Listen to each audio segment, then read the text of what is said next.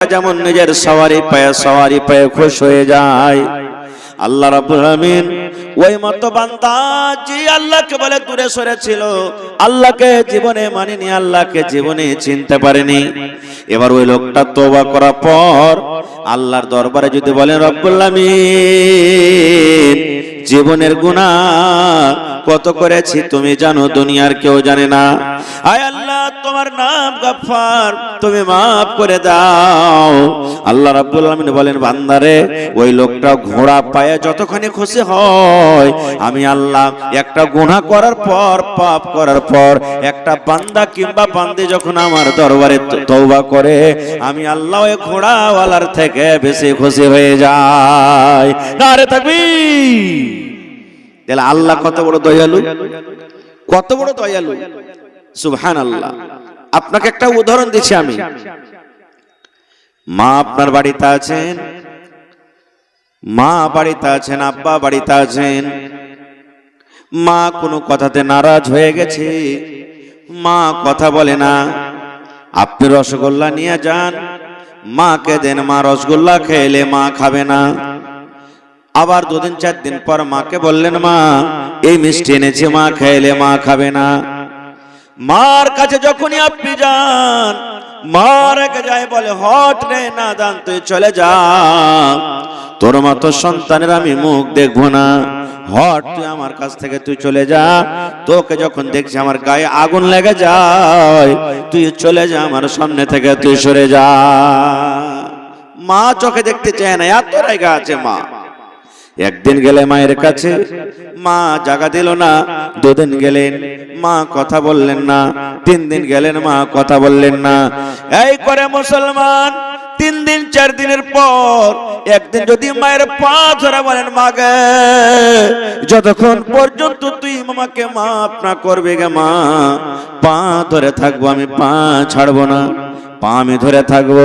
যদি আমার দিন কেটে যায়, রাত কেটে যায়, যতক্ষণ পর্যন্ত তুই আমাকে মাফ না করবি, আমি তোর হতভাগা সন্তান, আমি পা ছাড়বো না। এবার আপনারা বলেন তো, যদি কোনো ছেলে, কোনো বেটা বেটি এরকম ভাবে মায়ের পাটা যদি ধরে লাই, বলেন সেই মা মাফ করবে কি করবে না? বলেন করবে কি করবে না? মা সন্তানকে বুকে জড়িয়ে ধরে বলবেন মা হাও মা করে চিৎকার করে কাঁদতে লাগবে, মা বুকে জড়িয়ে ধরে বলবেন হতভাগা রে পা ছেড়ে দে রে, পা ছেড়ে দে, যারে যা যা আমি মা তোকে মাফ করে দিলাম, মা মাফ করে দিবে। এবার আপনাকে বলি মার ভিতরে কতখানি দয়া মায়া আছে, আল্লাহ মাকে কতখানি দয়া মায়া দিয়েছে। আল্লাহ রাসূলের হাদিস, আল্লাহ রাব্বুল আলামিনের নবী বলেন, আল্লাহ রাব্বুল আলামিন হলেন 100টা রহমতের মালিক, আল্লাহ হলেন 100টা দয়ার মালিক, আল্লাহ হলেন 100টা রহমতের মালিক। 100টা রহমতের মধ্যে একটা রহমত আল্লাহ দুনিয়াতে দিয়েছেন, আর 99টা রহমত আল্লাহ রাব্বুল আলামিন নিজের কাছে রেখেছেন। একটা রহমত আল্লাহ কাকে দিয়েছেন? একটা রহমত আমাকে দিয়েছেন, আমার নানা মাওলানা আব্দুল সালাম সাহেবকে দিয়েছেন, আপনারাকে দিয়েছেন, আমার মায়েরা খালারাকে দিয়েছেন, যারা দুনিয়া থেকে চলে গেছিলেন তাদেরকে দিয়েছেন।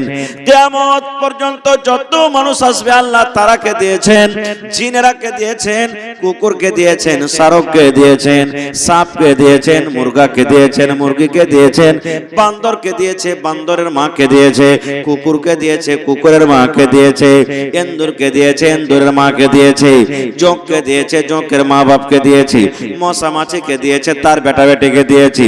কিয়ামত পর্যন্ত আল্লাহ রাব্বুল আমিনের যত মাখলুক দুনিয়াতে রয়েছে সমস্ত মানুষকে আল্লাহ একটা রহমত কোটি কোটি করে কেটে এক ফোঁটা করে দিয়েছি। একটা রহমত পায় মা যদি আমাকে আপনাকে মাফ করতে পারে রে বন্ধু, তাহলে যে আল্লাহ রাব্বুল আমিন 99 রহমতের মালিক, যে আল্লাহ নিজের হাতে 99টা রহমত রেখেছে, সেই আল্লাহর কাছে যদি বলেন রব্বানা যালামনা আনফুসানা ওয়া ইল্লাম তাগফির লানা ওয়া তারহামনা লানাকুনান্না মিনাল খাসিরিন, সে আল্লাহর দরবারে যদি তওবা করেন, আল্লাহর দরবারে যদি কাঁদেন, বলেন আল্লাহ রাব্বুল আমিন গুনাহ মাফ করবেন, কে করবেন না? নারে তাকবীর! আল্লাহ মাফ করবেন না, করবেন না? জোরে বলেন সুবহানাল্লাহ। এত বড় আল্লাহ দয়ালু, এত বড় আল্লাহ তাবারাক ওয়া তাআলা মেহেরবান। আল্লাহ কত বড় গুনাহ মাফ করতে পারে জানেন? একটা সহিহ হাদিস এসেছে, আল্লাহর নবী বলেছেন, বানি ইসরাইলে একটা লোক ছিল, ওই লোকটা 99টা মানুষকে কাতল করেছে। কত মানুষ? মানে এক কম 100টা, যাকে আমাদের ভাষাতে বলছি 99টা মানুষকে কেটে ফেলেছে। 99টা। এই জামানাতে যদি একটা মানুষকে মার্ডার করে দেন আপনি, মার্ডার করনেওয়ালাও জেলে যাবে, যারা ওর ভাইয়েরা মার্ডার করেনি ওরাও যাবে, ওর খানদানের লোকে যাবে, চাচতো ভাই যাবে, চাচতো মামু যাবে, সব খানদানের লোক যাবে জেল। হয়েছে না, হয় না? দুনিয়ার একটা সামান্য জেল, একটা মানুষকে মার্ডার করার কারণে। যে লোকটা 99টা মানুষকে কেটে ফেলেছে, তার কত বড় গুনাহ হতে পারে ভেবেছেন?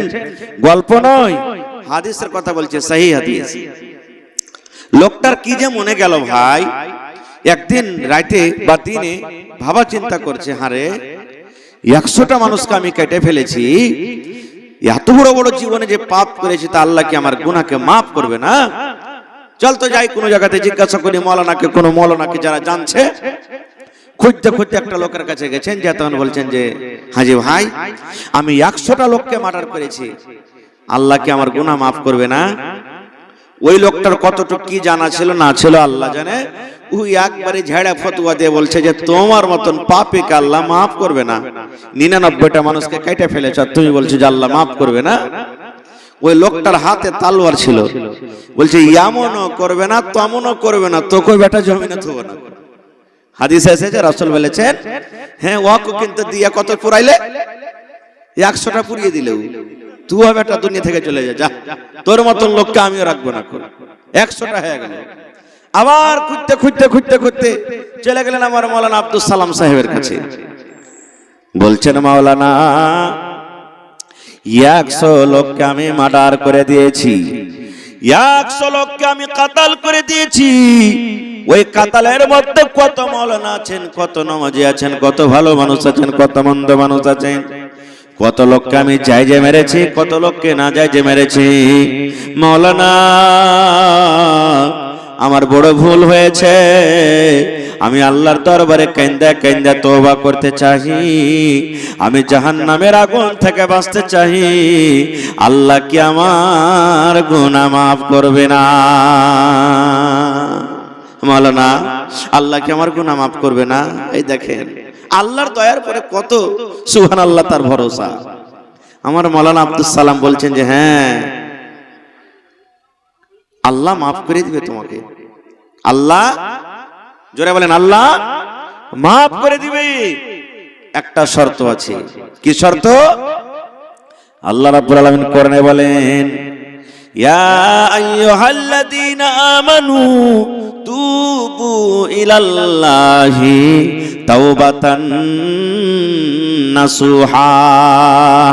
আল্লাহ দুনিয়ার মানুষকে ডাক দেয়, বলেন মুমিন মুমিনাত তোমরা শুনে নাও, তুবু, তোমরা আল্লাহর দরবারে তওবা করো, তোমরা খালিস নিয়তে তওবা করো, তোমরা তাওবায়ে নাসুহা করো। মানে এমন তওবা করো যে আল্লাহ জেনে শুনে আর পাপ করব না। যদি হয়ে যায় পরে আলাদা কথা, কিন্তু আল্লাহ জেনে বুঝে আর পাপ করব না। খুব এই নিয়তে যদি তওবা করেন আল্লাহ মাফ করবে। তখন লোকটা বলছে যে আল্লাহ মাফ করবে আমাকে না? তো হ্যাঁ, কি করতে হবে ভাই ওর জন্য? বলছে 1 নম্বর খালিস তওবা করতে হবে, আর তোমাকে এলাকা গাঁ ছেড়ে দিতে হবে। উদাহরণ দিয়ে আমি বুঝাচ্ছি আপনাকে। বলছেন যে তুমি এক কাম করো, তুমি চলে যাও 0 মাইল, তুমি চলে যাও আরারিয়া 0 মাইল, তুমি চলে যাও। ওইখানে গ্রামে একটা মসজিদ আছে, ওইখানে লোকজনেরা ভালো, ওদের কাছে তুমি থাকবে, নামাজ পড়বে, রোজা করবে, ওদের সাথে তওবা ইস্তিগফার করবে, আল্লাহ তোমাকে মাফ করবে। তলোয়ার খানটা ফেলে দিলেন আর দিয়ে হাঁটতে লাগলেন। হাঁটতে লাগলেন, হাঁটতে হাঁটতে দেখবেন আপনাদের এলাকাতে সুবহানাল্লাহ, হাঁটতে হাঁটতে মোটা মনে করেন যে আরারিয়ার দিকে সব থেকে কাছেকার চক কি আছে আপনারা বলেন তো? আমি তো জানি না। জি, বেলচক, বেলচক কত দূরে আছে? বেলচক এদিকে বেশি কাছে না ওদিকে কাছে? আড়ারিয়ার দিকে কাছে নাকি? মনে করেন আমি বুঝাচ্ছি।